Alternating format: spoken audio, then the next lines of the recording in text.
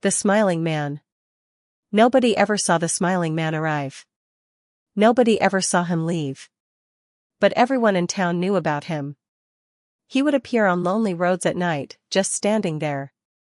His suit was always immaculate, his face pale as bone, and his smile unnatural. It stretched too wide, too perfect, too wrong.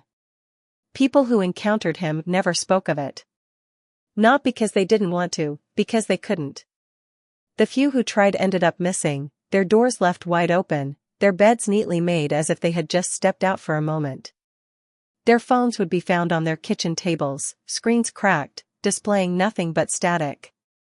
One night, Olivia drove home late from work. The roads were empty, the street lights flickering.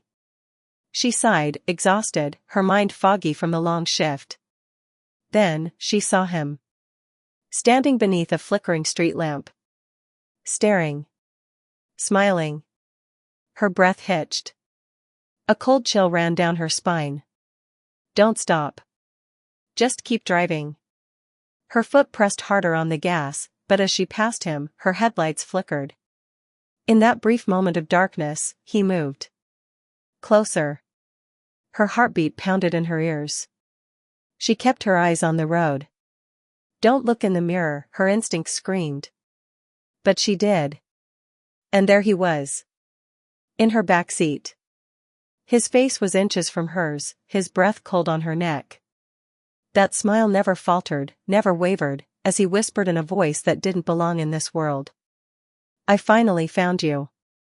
The next morning, Olivia's car was found parked neatly in her driveway. The driver's seat was empty. Her bed was perfectly made.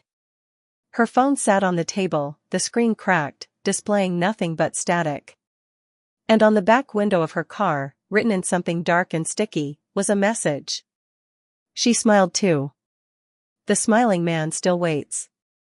Still watches. And he's always looking for someone new.